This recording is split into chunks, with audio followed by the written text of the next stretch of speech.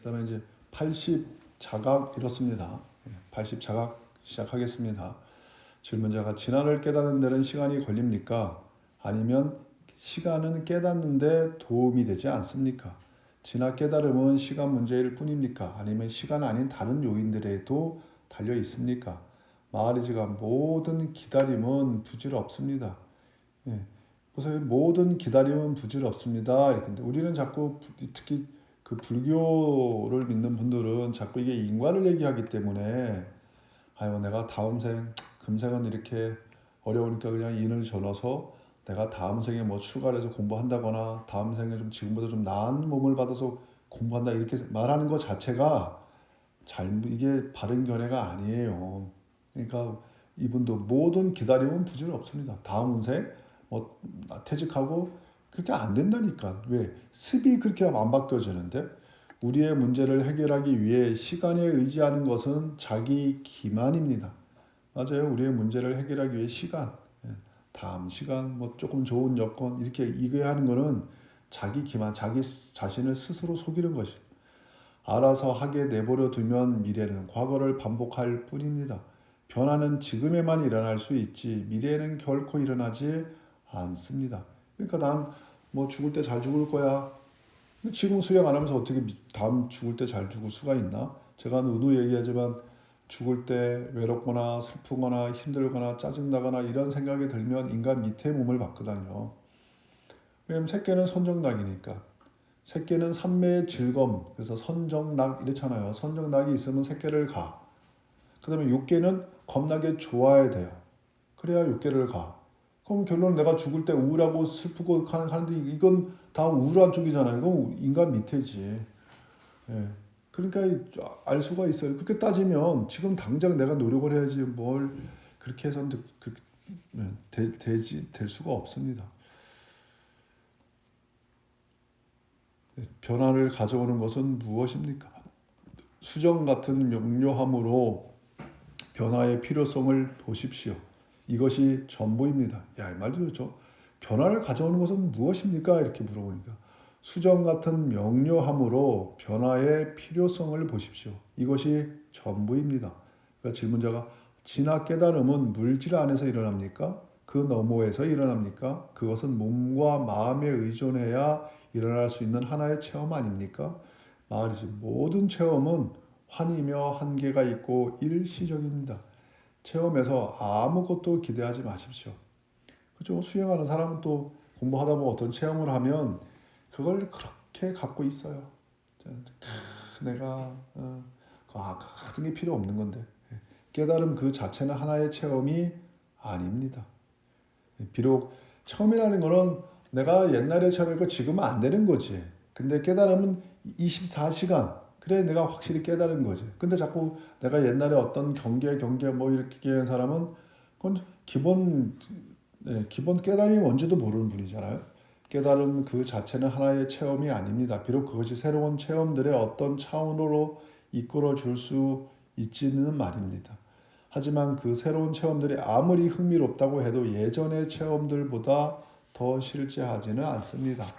단연코 깨달음은 하나의 새로운 체험이 아닙니다. 그것은 모든 체험에 들어있는 무시간적 요소의 발견입니다. 무시간적. 그럼 무시간적이란 말도 있고 시공이란 말이 같이 쓰는 거죠. 동양에서는 시공이라는 말을 같이 쓰니까. 그러니까 그 시공간을 초월하는 거지. 그것은 자각이며 그것의 체험을 가능케 합니다.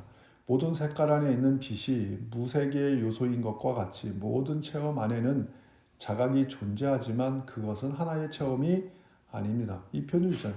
모든 색깔 안에 있는 빛이 무색의 요소인 것과 같이 모든 체험 안에는 자각이 존재하지만 그것은 하나의 체험이 아닙니다. 자각이 하나의 체험이 아니라면 그것을 어떻게 깨달을 수 있습니까? 자각은 항상 존재합니다. 그것은 깨달을 필요가 없습니다. 마음의 덧문을 여십시오. 그러면 마음이 빛으로 가득 넘치게 될 것입니다. 질문자가 물질이란 무엇입니까? 마하리지가 그대가 이해하지 못하는 것이 물질입니다. 질문자 과학은 물질을 이해합니다. 마하리지가 과학은 우리의 무지의 변경을 뒤로 밀어내고 있을 뿐입니다. 변경이라는 이 변두리 변자의 어떤 그런 경계들을 뒤로 밀어내고 있을 뿐입니다. 그러면 자연은 무엇입니까? 마하리지가 의식하는 경험들의 전체가 자연입니다. 이 편이 좋죠. 그럼 도대체 자연이 뭐냐? 의식하는 경험들의 전체가 자연입니다. 의식하는 자아로서 그대는 자연의 일부입니다. 그죠? 의식하는 자아로서 그대는 자연의 일부입니다. 자각으로서 그대는 자연을 넘어서 있습니다. 자연을 의식으로만 보는 것이 자각입니다. 질문자 자각의 수준들이 있습니까? 마하리지가 의식에는 수준들이 있지만 자각에는 그런 것이 없습니다. 그것은 한 덩어리이고 동질 적입니다. 마음 안에서 그것이 반사되는 것이 사랑이고 이해입니다. 이해의 명료함과 사랑의 강렬성에는 수준들이 있지만 그것들의 근원에는 그런 것이 없습니다. 그 근원은 단순하고 단일하지만 그것이 안겨주는 선물들은 무궁합니다. 다만 그 선물들을 근원으로 오인하지 마십시오. 그대 자신을 강으로서가 아니라 그 근원으로서 깨달으십시오. 그뿐입니다. 질문자 저는 그 강이기도 합니다. 마하리지가 물론 그렇죠. 하나의 내가 있다로서 그대는 육신의 뚝 사이를 흐르는 강입니다. 그러나 그대는 또한 그 근원이고 바다이며 하늘의 구름이기도 합니다. 생명과 의식이 있는 한 그대도 있습니다. 가장 작은 것보다도 작고 가장 큰 것보다도 큰 그대가 있고 다른 모든 것은 있는 듯이 나타나 보입니다. 질문자 존재한다는 느낌과 살아있다는 느낌 이것들은 하나입니까? 아니면 다릅니까? 마하리지가 공간 안에서의 동일성이 전자를 창조하고 그죠? 그 존재한다는 느낌 이거를 창조하고 시간 안에서의 연속성이 후자 살아있다는 느낌을 창조합니다. 질문자가 당신께서는 언젠가 보는 자, 봄 그리고 보이는 것이 단 하나이지 셋이 아니라고 말씀하셨습니다. 맞죠? 보는 거, 보는 자, 보는 거, 보이는 것. 그러니까 이건 근경식 18개라 그런 거잖아요. 육군, 육경, 육식. 이게 셋이 아니라고 말씀하셨습니다. 저에게는 그 셋이 별개입니다. 당신의 말씀을 의심하지는 않습니다. 단지 이해하지 못할 뿐입니다. 마하리지가 면밀하게 살펴보십시오. 그러면 보는 자와 보이는 것은 봄이 있을 때만 나타난다는 것을 알게 될 것입니다. 이 표현도 좋네요. 보세요. 면밀하게 살펴보십시오. 그러면 보는 자, 보이는 것은 봄이 있을 때만 나타나는 것을 알게 될 것입니다. 그 둘은 봄의 속성들입니다. 그대가 내가 이것을 보고 있다라고 말할 때 내가 있다와 이것은 봄과 함께 나타나지 그전에는 나타나지 않습니다. 그대는 보이지 않는 이것이나 보지 않는 내가 있다를 가질 수가 없습니다. 이건 능원경에서 부처님이 왜 나홀라보에게 종을 쳐라 그러면 종소리가 나면 소리가 있느냐 그런데 그렇다가 종소리가 고요해지면 소리가 있는 소리가 없습니다. 몇 번 반복하고 난 다음에 부처님이 야, 너희들은 이렇게 말을 왔다 갔다 하느냐 이렇게 그러니까 제자들이 왜 저희가 왔다 갔다 합니까 이렇게 이제 얘기를 하는 거잖아요. 그러니까 너희들은 소리가 종소리가 있어서 듣는다고 얘기를 하는데 그럼 소리가 있다가 없어졌어. 그럼 소리 있다가 없어져서 못 들으니까 두 번째 다시 종을 쳤을 때는 못 들어야 맞는 거예요.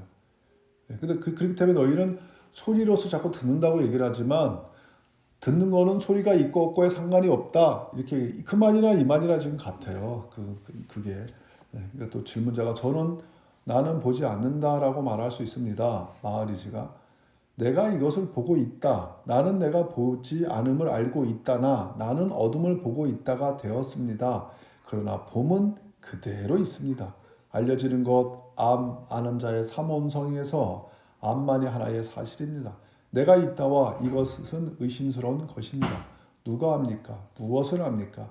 알미 있다는 것 말고는 어떤 것도 확실하지 않습니다. 이건 그 능원경의 부처님의 그 종소리 비유가 훨씬 더 이해하기 훨씬 좋은 거예요. 오늘은 여기까지 하겠습니다.